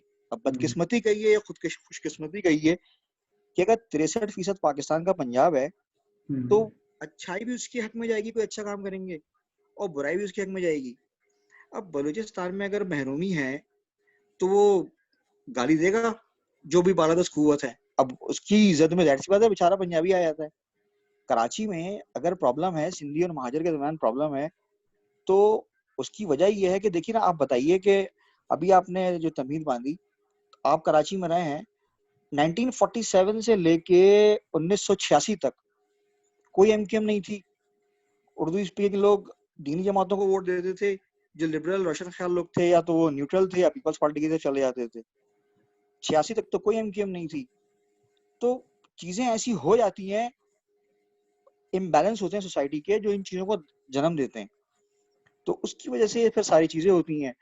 تو میرا اپنا جو تجزیہ ہے اس معاملے میں کہ ہم نے پھر کیا غلطی کی, ہم جب بحثیت جماعت جب ہم یہ کرتے رہے یہ ساری چیزیں, تو ہم نے حق بات نہیں کی. میں سمجھتا ہوں quota system Urdu speaking community کا ایک جنرل پرابلم تھا. آپ بتائیے پورے پنجاب میں کہیں کوٹا سسٹم ہے, پورے کے پی کے میں کہیں کوٹا سسٹم ہے, پورے بلوچستان میں کہیں کوئی کوٹا سسٹم ہے, مگر سندھ میں کیوں اربن اور رورل کی جو ہے وہ تقسیم ہے. اچھا اس کا سب سے بڑا نقصان یہ پیپلز پارٹی نے امپلیمنٹ کیا, اس کا سب سے بڑا نقصان کس کو ہوا؟ اردو اسپیکنگ کمیونٹی کو چھوڑیں, سب سے زیادہ نقصان اس کا سندھی اسپیکنگ کمیونٹیز کو ہوا, کیونکہ ایک سپورٹ حاصل ہو گئی, وہ آنے لگے. اور نتیجہ کیا ہوا اس کا کہ آج ٹھیک ہے وہ پیپلز پارٹی کے اس پہ سرکاری ملازمتیں دے لیتے ہیں, لیکن ان کی جو کمپیٹیبلٹی ہے وہ کم ہوتی جا رہی ہے. آپ دیکھیے ہمیں 60s اور 70s میں بہت سندھی اسکالرز ملتے ہیں جو انٹرنیشنلی کام کر رہے تھے, آج نہیں ہے, تو خود ہی ختم کرتے چلے جا رہے ہیں. عام سندھی جتنا پسا ہوا ہے, آپ نے اس طرح موقع دیا اپنے لوگوں کو نواز دیا, لیکن عام سندھی جس کو میرٹ پہ آنا چاہیے وہ نہیں آ سکا. تو اس کے نتیجے میں کیا ہو, پھر ایم کیو ایم بنتی ہے پھر وہ, اور پھر جو بالادست قوتیں پھر وہ استعمال کرتی ہیں نا حامد بھائی, پھر یہ تھوڑی کہ وہ ایسی آگے کہہ دیتا ہے کہ میں سپریم ہوں. تو بات یہ ہے کہ 47 سے لے کے 86 تک جب آپ قوموں میں, بحثیت قوم بات کر رہا ہوں میں, کسی ایک مخصوص میں نہیں, جب آپ بوئیں گے کوئی چیز تو پھر حامد بھائی کہیں تو کوئی چیز پھٹے گی. تو میرا خیال ہے جب ہم بات کر رہے ہیں تو ہمیں پوری بات کرنی چاہیے کہ جہاں پہ آ کے پھر قوم پرستی اسی لیے جائز ہو جاتی ہے. بھائی مجھے آج بھی یاد ہے 88 میں ایم کیو ایم پہلی مرتبہ آئی, اور وہ جو قومی اسمبلی 87 میں 88 میں قومی اسمبلی کے انتخابات لڑنے کے لیے, ان کے فیڈرل ایریا بلاک 17 میں رہتے تھے, عزیز آباد سے 2-4 کلومیٹر کے فاصلے پہ. تو ان کے لڑکے لے کے نکلے پوسٹرز, اس گھر کے تمام ووٹ ایم کیو ایم کے لیے, دیگر امیدوار زحمت نہ کریں. ہمارے ابا اس وقت گھر سے باہر کھڑے ہوئے تھے, ابا نے کہا یہ یہاں پہ لگانے کی, حالانکہ ہمارے والد صاحب کا کوئی جماعت سے وہ تعلق نہیں تھا, انہوں نے کہا یہاں پہ لگانے کی ضرورت نہیں ہے. उस दिन के बाद से हम हमारी फैमिली जमाती मशहूर हो गई, ठीक है। तो उस वक्त भी ऐसे बेशुमार लोग थे जिन्होंने इस चीज को रेजिस्ट किया। लेकिन बात ये कि हमें भी सोचना चाहिए कि लोग क्यों चले आते हैं। 40 साल तक 45 साल तक वो आपके साथ खड़े रहे या उस तरफ नहीं थे। मिड 70s में महमूद साहब ने कोशिश भी की नैप या एएनपी बना के इस टाइप की कोई चीज की, कोई महाजनों की पार्टी है, वो फ्लॉप हो गए। लेकिन फिर क्या होता है, क्या चीज ऐसी होती है, तो ये जबर होता है। देखिए ना, हिंदू अगर सब कॉन्टिनेंट में हिंदू मुसलमानों पर जुल्म कर रहा था तो उसका नतीजा निकला ना। फिर आप अगर क्या कहते हैं इसी तरह किसी और खत्ते में चले जाएं आप, जहां जहां बालादस्त तबकात और पिसे हुए तबकात के दरमियान तसादुम मौजूद है, तो हमें भाई वहां पर फिर मसाइल तो पैदा होंगे ना। तो इस चीज को हमें पूरी पिक्चर को देखना होगा कि जो बालादस्त कुव्वतें होती हैं वो छोटी कौमों को दबाती हैं। इसमें कोई ऐसी वो नहीं है, रियलिटी यही है। हम चूंकि एक नई कौम थे, हमें कौम बनने का एक अरसा चाहिए। कायदे ने कहा 100 साल लगेंगे। लोगों ने उनसे बात कही थी कि भाई ये चीजें होंगी, इस तरह के मसाइल होंगे। उन्होंने कहा हाँ हमें मालूम है 100 साल लगेंगे। तो हम 100 से 150 साल में इंशाल्लाह एक कौम बन जाएंगे। लेकिन आज जब हम एनालिसिस कर रहे हैं तो बीइंग ए पॉलिटिकल वर्कर हमें ये चीज ध्यान में रखनी चाहिए कि हम तज्जिया पूरा करें और पूरी पिक्चर दें कि जहाँ महरूमी होती है ना तो वहाँ लोग खड़े हो जाते हैं। जिन लोगों ने अलबत्ता गलत किया, कुरान और सुन्नत के खिलाफ रास्ता अपनाया, तो अल्लाह ताला उनको गारत करे। हम कभी भी उनके साथ नहीं थे। लेकिन हमें देखे ना, क्यों एक बलोच नौजवान क्यों पहाड़ पे चढ़ जाता है। वो ये बात सोचनी चाहिए इन लोगों को कि क्यों ऐसा है कि क्यों हम इन चीजों को सॉल्व नहीं कर सके। सिंध के अंदर क्यों सिंधु देश तहरीकें हैं इस तरह की, क्यों इस तरह के मसाइल हैं। या केपीके में आप देखिए इतना जुल्म हुआ है वहाँ पे ऑपरेशन के नाम पे। कराची में तो एमकेएम का झंडा, पाकिस्तान का झंडा जला, उसके बावजूद वहां पे ऐसा नहीं हुआ। लेकिन अब क्या हुआ है कि ये जो लड़का है महसूद नाम है, क्या मंजूर पश्तीन, ये क्यों खड़ा हो गया। तो हमें ये चीजें सोचनी चाहिए कि बालादस्त तबका जब जुल्म करते हैं ना तो लावा किसी शक्ल में निकलता है, फिर उसको लोग यूटिलाइज करते हैं।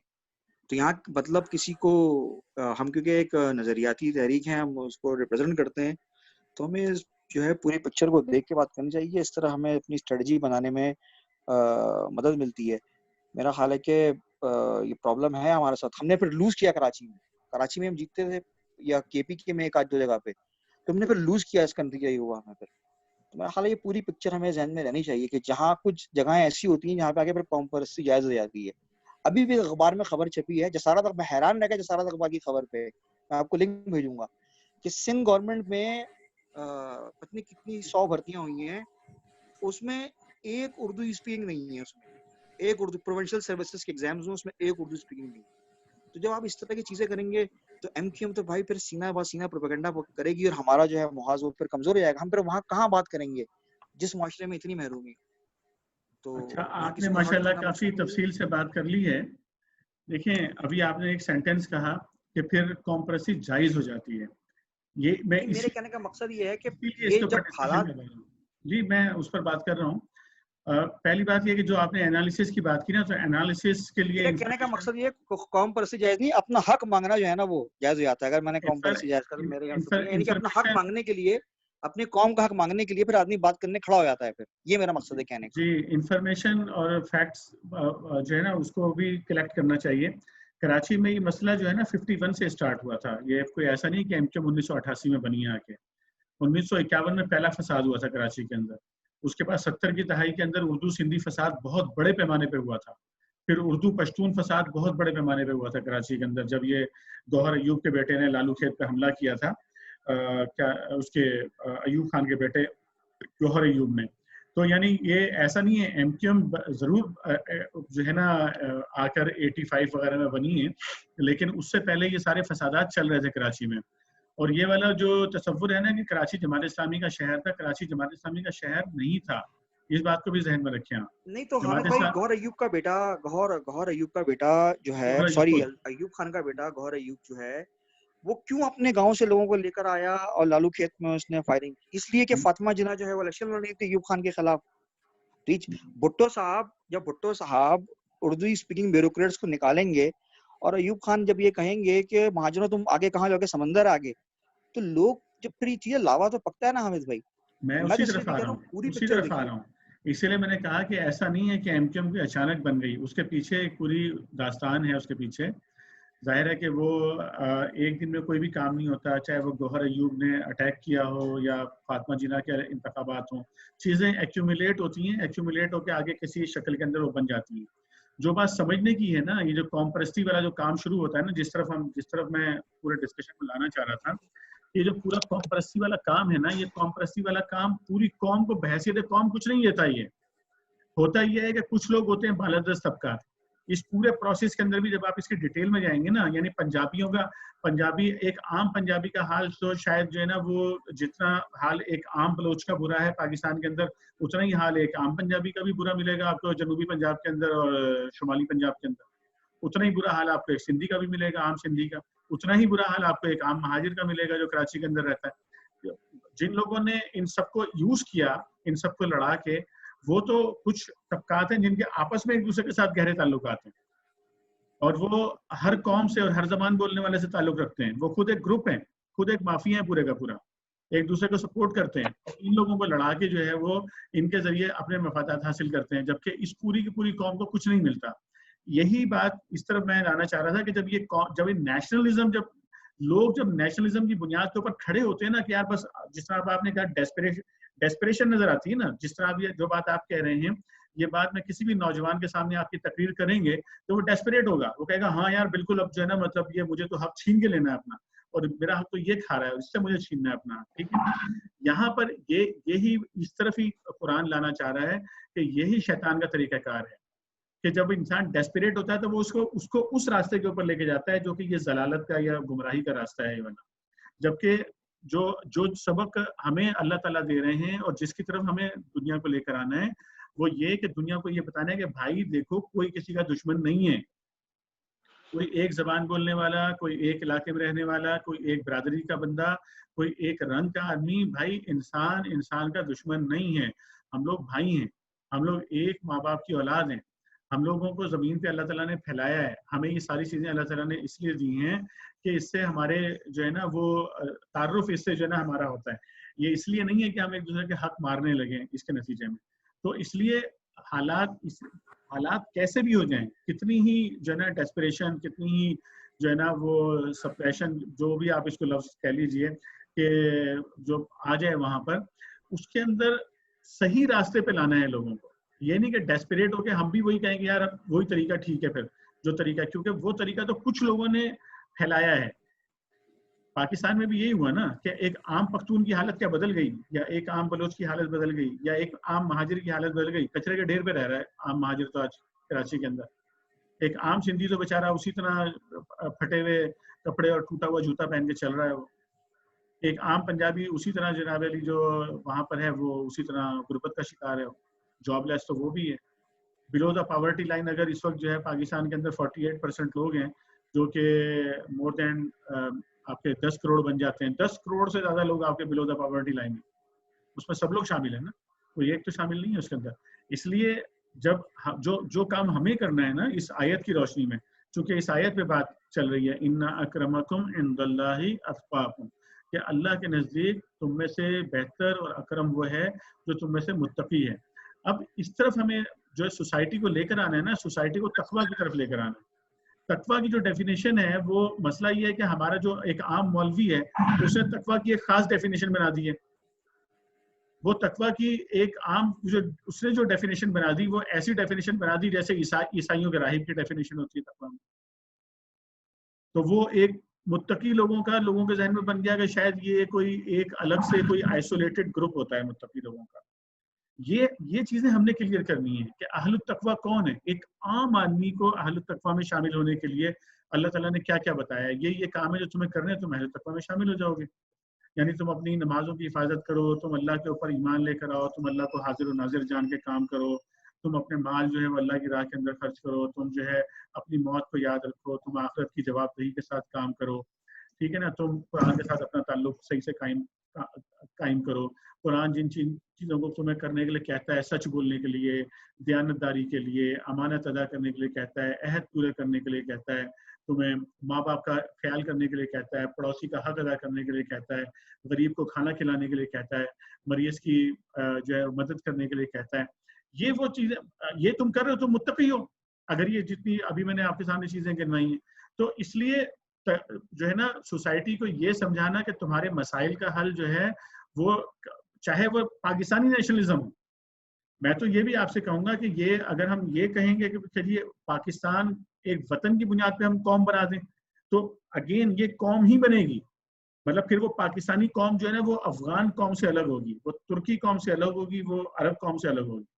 جبکہ اسلام تو نہ پاکستانی قوم کہہ رہا ہے, نہ عرب قوم کہہ رہا ہے, نہ ترکی قوم کہہ رہا ہے, نہ کوئی اور قوم کہہ رہا ہے, وہ تو اس سے بھی اوپر اٹھا رہا ہے نا. یعنی ٹھیک ہے یہ تعارف کے لیے یہ چیزیں موجود رہیں گی, لیکن اسلام تو اس سب سے اوپر اٹھا رہا ہے. بھائی آپ اگر ترک ہیں, آپ اگر عرب ہیں, آپ اگر افغان ہیں, آپ اگر جو ہے وہ بنگلہ دیش کے ہیں, آپ اگر افریقہ کے ہیں, آپ بھوٹان کے ہیں, آپ چائنیز ہیں, آپ گورے ہیں, امریکن ہیں, آپ یورپین ہیں, کوئی بھی ہیں, اگر آپ ایمان لے کر آتے ہیں تو آپ میرے بھائی ہیں. اور اگر آپ جو ہے وہ مجھ سے زیادہ اچھے ہیں تقویٰ کے اندر, سیرت کے اندر, تو آپ میرے لیڈر ہیں اور میں آپ کا فالوور ہوں, چاہے آپ کہیں کے بھی ہوں دنیا میں. تو اسلام تو یہ بنا رہا ہے, مطلب جب تک ہم اس طرف اس کو خود اس کے اوپر گامزن نہیں ہوتے اور لوگوں کو اس طرف لے کر نہیں آتے, دنیا کا فساد ختم ہی نہیں ہوگا. یہ اتنا لمبا ڈسکشن میں نے صرف اس نقطے پہ آج چلا دیا, اس کی وجہ یہی ہے کہ دنیا میں جو فساد ہے وہ ہے ہی نیشنلزم کی بنیاد کے اوپر. اس لیے جب تک یہ نیشنلزم کی اپروچ کو ہم ختم نہیں کریں گے, چاہے وہ اگین میں کہہ رہا ہوں کہ چاہے وہ پاکستانی نیشنلزم ہی کیوں نہ ہو, یعنی میں پاکستانی ہوں تو میں پاکستانی کی مدد کروں گا, چاہے وہ جو ہے وہ چور ہو, چاہے وہ دھوکہ باز ہو, چاہے وہ جو ہے نا وہ جو ہے کرپٹ ترین بندہ ہو, لیکن چونکہ وہ میرے ملک کا بندہ ہے تو مجھے اس کی سپورٹ کرنی چاہیے. اگر یہ اپروچ کے ساتھ چلیں گے ہم لوگ تو نہ ہم دنیا میں کامیاب ہوں گے نہ آخرت میں. اس کو میرا خیال ہے یہ ڈسکشن یہاں تک, کیونکہ یہ تو ایک بہت ہی جو ہے نا وہ مزید جتنی بھی ہم اس کو چلانا چاہیں چلے گی, لیکن میرا گمان یہ ہے, گمان اچھا گمان ہے یہ جو ہم نے پڑھے بھی تھے, تو یہ خوش گمانی ہے میری, یہ حسن ظن ہے کہ ہم لوگوں نے کافی حد تک جو ہے نا وہ اس کو سمجھ لیا ہوگا. اور جو تقسیم اللہ کے نبی صلی اللہ علیہ وسلم نے کر دی, اس کو دیکھ لیجئے حدیث سے. نبی مہربان نے فرمایا کہ انسانوں کے پاس دو ہی گروہ ہیں. یہ اگر آپ اس کی بنیاد پہ قوم کہہ لیں, اس قوم کو امت کہتے ہیں. یعنی انسانوں کی دو ہی امتیں ہیں, یا تو متقیوں کی امت ہے یا فاسق اور فاجر ہیں, یا تو دنیا میں اہل ایمان ہیں یا اہل کفر ہیں دنیا کے اندر. اسلام دو تقسیم کرتا ہے بس, اسلام مزید تقسیم نہیں کرتا جمع کرنے کے لیے لوگوں کو. تو اس لیے یہ بہت اہم نقطہ ہے جس کو ہمیں جو ہے نا وہ سمجھنا چاہیے. اور نبی مہربان صلی اللہ علیہ وسلم کا یہ خطبہ تو ہم پڑھ کے ہر کسی کو سناتے رہتے ہیں کہ عربی کو اجمی پر, عربی کو اجمی پر, اجمی کو عربی پر, کالے کو گورے پر, گورے کو کالے پر. کوئی فضیلت نہیں ہے, صرف تقویٰ کے اعتبار سے فضیلت ہے. اور یہ حکم دیکھیں, اسی لیے میں نے اس کو اسٹار بنایا تھا یہاں پہ, کہ یہ والا جو حکم ہے نا, یہ وہ چیز ہے جو ابھی ہم کر رہے تھے کہ جو موجود ہے وہ غیر موجود لوگوں کو پہنچا دے. غیر موجود لوگوں کو پہنچا دینے کا مطلب وہی ہے جو ابھی ہم نے ڈسکشن کیا ہے پورا, کہ یہ ڈسکشن پوری سوسائٹی کے اندر کر کے اور لوگوں کو یہ سمجھا کے کہ بھائی یہ جس راستے پہ تم چل رہے ہو, اس راستے پر چلنے سے مسائل حل نہیں ہوں گے, مسائل اس راستے پہ چلنے سے حل ہوں گے جو اللہ اور اللہ کا رسول بتا رہے ہیں. اب آپ دیکھیں کہ یہاں پہ اس کو دیکھیں تو اس سے اندازہ ہو جائے گا کہ تباہی کیوں آتی ہے. نبی کریم صلی اللہ علیہ وسلم فرما رہے ہیں کہ اگر آباء و اجداد پر فخر کرنا نہیں چھوڑو گے محض, یعنی یہ تعصب والا کام نہیں چھوڑو گے, تو اللہ کی نگاہ میں ایک حقیر کیڑے سے زیادہ ذلیل ہو جاؤ گے تم لوگ. اب یہ اس قدر مطلب یہ ذلت کا سودا ہے. اور آپ دیکھتے ہیں کہ جہاں پر بھی لوگوں نے تعصب کو اٹھایا ہے, تعصب کو پکڑا ہے, تباہی آئی ہے. یعنی ہٹلر کے آپ دیکھ لیجئے نا, جب نیشنلزم اس لیول پہ لے گئے عالمی سطح پہ, تو دنیا نے کتنی تباہی بھگتی ہے. کروڑوں بندے قتل ہو گئے اور ابھی تک قتل ہو رہے ہیں, اور مارنے والے بھی بس مارتے ہی چلے جا رہے ہیں, مرنے والے بھی مرتے ہی چلے جا رہے ہیں. بس یہ ہو رہا ہے دنیا کے اندر. تو دنیا کا اس کا علاوہ کوئی علاج نہیں ہے جو اللہ تعالیٰ نے آپ کو دے دیا ہے کہ آپ اٹھیں اس کیور کو لے کے, اس علاج کو لے کے, اور پوری دنیا کو یہ سکھائیں اور سمجھائیں لوگوں کو. تو یہ ہم نے جو ہے نا دیکھ لیا. اس کا اب آپ ہندوؤں میں دیکھ لیجئے, وہ بھی اسی طرح بنیاد پہ انہوں نے جو ہے نا وہ تعصبات کی بنیاد کے اوپر گروپ بنا دیے. برہمن ہے, وہ شوذر ہے, اور یہ ساری چیزیں ہمارے سامنے آئی ہیں. میرا خیال ہے کہ ایک اچھا ہم نے ڈسکشن ماشاءاللہ کیا ہے. اسی طرح کچھ لوگ جو ہے وہ, چونکہ اچھا یہ ایک چیز ہے اس کو سمجھ لیتے ہیں یہاں پہ تھوڑا سا, وہ یہ کہ شادی بیاہ کے معاملے میں کہ شادی بیاہ کے معاملے میں ایک حدیث جو ہے وہ ہمیں ملتی ہے کہ جو اس میں یہ دیکھیں کہ اپنے جو برابر کا ہے اس سے آپ جو ہے نا وہ شادی کریں. ایک حدیث کا یہ مفہوم، جو کفو والا جو قانون ہے یہ ملتا ہے. تو اس میں بعض لوگ یہ مطلب نکال لیتے ہیں کہ اس کا مطلب یہ ہے کہ کچھ لوگ جو ہے نا معاشرے کے اندر وہ نیچ ہوں گے اور کچھ لوگ اعلیٰ ذات کے ہوں گے. تو یہ نیچ اور اعلیٰ ذات کا کوئی تقسیم اسلام نہیں کرتا، لیکن ایک نیچرل چیز ہے. چونکہ یہاں پر جو ہے وہ بھائی موجود ہیں، زیادہ تر جو ہے ظاہر ہے کہ بچوں والے یہاں پر ہیں اور نہیں بھی ہیں، تو آپ کے عزیزوں میں رشتہ داروں میں یہ معاملات رہتے ہیں خاص طور پہ. تو اس میں جو ہے نا یہ گائیڈ لائن ہے بنیادی طور پر ہمارے لیے کہ شادی بیاہ جو ہے نا وہ برابر میں کرنے کے لیے اس لیے نہیں کہا گیا کہ نیچے والا کوئی نیچ ہے یا اوپر والا کوئی آقا ہے ہمارا، بلکہ وہ اس لیے کہ نیچرلی جو ہے نا جو ایک معاشی لیول کے لوگ ہوتے ہیں یا ایک طرح کے رہن سہن کے لوگ ہوتے ہیں یا ایک طرح کے سماج کے لوگ ہوتے ہیں، تو اس میں جو ہے نا چونکہ لڑکا اور لڑکی جو ہے وہ ڈفرینٹ گھروں سے آتے ہیں. تو اسلام میں یہ تصور تو ہے نہیں کہ وہ پہلے 2 سال ڈیٹ لگا رہے ہوں گے اس کے بعد ان کی شادی ہوگی. تو وہ جو ہے اگر وہ بھی کر رہے ہوں گے تو اس میں بھی ناکامی ہوتے ہیں. خیر کون سی کامیابی ہوتی ہے وہاں پہ. تو یہ ڈفرینٹ گھروں سے آ رہے ہوتے ہیں. تو اگر یہ ایک جیسا مطلب سماجی بہت زیادہ ڈفرینسز ہوں گے تو پھر جو ہے نا نباہ کرنا مشکل ہو جاتا ہے. مثلا ایک بچی ایک ایسے گھر میں چلی جاتی ہے کہ جس کا سماجی جو ان کا جو طریقہ کار ہے، ان کا رہن سہن، ان کا برتاؤ، ان کا معاشی لیول بھی ہو سکتا ہے اس کے اندر یقیناً کہ بہت ہی، اگر آپ ایک اچھے آپ نے معاشی لیول پہ بچے کو پالا ہے اور بہت ہی نیچے معاشی لیول پہ آپ نے اپنی بچی کسی کو دے دی ہے تو وہ ایک آپ نے اس کو پرابلم کے اندر ڈال دیا اس کو. تو یہ جو ہے ذرا ایک سمجھنے والی چیز ہے یہاں پر یہ والا نقطہ. اور پھر اللہ تعالیٰ نے بتا دیا کہ پھر بدویوں کا جو ہے وہ، ہاں یہ ایک نقطہ اور سمجھ لیتے ہیں، اس کے بعد ہم چلتے ہیں آگے کی طرف. کہ یہ پہلے بھی جب ہمارا رمضان میں ڈسکشن چل رہا تھا تو اس وقت یہ سوال اٹھا تھا کہ اسلام اس میں مومن اور مسلم میں کیا فرق ہے، کیا مومن الگ ہوتا ہے مسلم الگ ہوتا ہے. تو وہ آج ہم نے پڑھ لیا کہ مومن اور مسلم بہت ڈیٹیل میں ہمارے سامنے اس کے دلائل بھی آ گئے ہیں قرآن کی روشنی میں کہ قرآن جو ہے یہ 2 الگ الگ اصطلاحوں کے طور پر، متضاد اصطلاحوں کے طور پر اس کو استعمال نہیں کرتا کہ ہم کہیں کہ مسلم تو وہ ہے کہ جو اوپر سے جس نے اقرار کر لیا، اور مومن وہ ہے جو دل سے لایا. دونوں ہی جو ہے نا وہ جو ہے وہ انٹرچینجیبل کر کے جو ہے قرآن جو ہے دونوں اصطلاحوں کو استعمال کرتا ہے. اس لیے ان کو الگ الگ سمجھنا جو ہے نا وہ درست نہیں ہے. تو یہاں تک آج ہم نے ڈسکشن کیا ہے. میرا خیال ہے کہ اگر اس میں آپ کوئی سوال اٹھائے تو سوال کر لیجئے، پھر ہم اس کو ریپ اپ کر لیتے ہیں، کنکلوڈ کرتے ہیں آج کی نشست. سوال تو نہیں، چھوٹا سا کمنٹ ہے اگر اجازت ہو. جی کریں طارق بھائی. یہ بھائی نے جو بھی بات کی بالادست طبقات کی اور کمزور طبقات کی انہوں نے، تو اس میں بہت وزن ہے اس بات میں بھی. اور میرا خیال ہے ہمیں ایز اے مسلمان اور ایز اے پاکستانی اور ایک دینی جماعت سے منسلک ہوتے ہوئے اس کے کارکن کی حیثیت سے 2 محاذوں پہ کام کرنے کی ضرورت ہے. ایک کی طرف تو آپ نے توجہ دلائی کہ ہمیں لوگوں سے جا کے ان کی رہنمائی کرنی چاہیے کہ وہ جب اس حدود سے پار کر جاتے ہیں اپنے حقوق لینے کے لیے تو ان کو سمجھانے کی ضرورت ہے. اور اس کے اور بھی بہت سارے پیسفل طریقے یا اور بھی طریقے ہیں. تو ایک تو یہ ہے اور ہمارا دین بھی یہی کہتا ہے. لیکن دوسری طرف بحیثیت ایک قومی جماعت ہمیں ان بالادست طبقات جو سراسر جب زیادتی کر رہے ہوتے ہیں تو ہمیں کم از کم اس کو پوائنٹ آؤٹ کرنا چاہیے اور قوم کے سامنے لانا چاہیے. جیسے انہوں نے بڑی اچھی مثال دی کہ وہ جو پبلک سروس کمیشن کے کمپٹیشن کے ایگزام ہوئے ہیں تو اس میں ایک بھی وہ مہاجر نہیں ہے، اس میں سارے سندھی ہیں. تو اسی طرح اگر کوئی پنجاب میں اس طرح چیز ہوتی ہے یا کے پی کے میں ہوتی ہے تو ہمیں دونوں محاذوں پہ جو ہے وہ کام کرنے کی ضرورت، اور کم از کم اس کو پوائنٹ کو اٹھانا ضرور چاہیے کہ ہم اتنے بیوقوف نہیں ہیں جو آپ کر رہے ہیں اور آپ ہمیں یو کی ناٹ میک اس فول. جی آپ کی بات بالکل میں اتفاق اس طرح کروں گا اس بات سے کہ ہمارے لیے جو حکم ہے وہ عدل کا حکم ہے اور جو بھی درست بات ہے اس کا ساتھ دینے کا حکم ہے ہمارے لیے، چاہے اس میں جو ہے وہ کسی کا بھی نقصان ہو رہا. اور ہم نے قرآن میں پڑھا ہے کہ ہمیشہ عدل کی بات کرو اور عدل کا ساتھ دو، چاہے اس کی زد جو ہے تمہارے بہت ہی عزیز قریبی عزیز کے اوپر اس کی زد پڑتی ہو. تو بالکل عدل کی بات کرنی چاہیے، کھل کے بات کرنی چاہیے. اگر کسی کے ساتھ ظلم ہوا ہے تو اس کا ساتھ دینا چاہیے، اس کے لیے آواز اٹھانی چاہیے.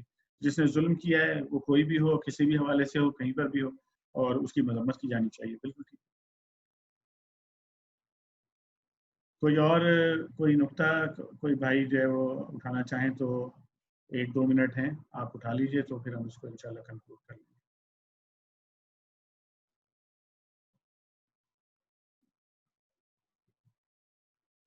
ٹھیک ہے جناب، پھر یہیں پہ انشاءاللہ آج کا ہم جو ہے نا اپنا مطالعہ جو ہے اس کا اختتام کرتے ہیں. تو آج ہماری الحمدللہ سورہ حجرات کا جو اسٹڈی سرکل ہے ہمارا وہ مکمل ہو گیا ہے آج ہماری اس 5ویں نشست کے ساتھ ہی باذن اللہ تعالی. اور اس کے بعد انشاءاللہ ہم جو ہے وہ کل سے انشاءاللہ سورہ انفطار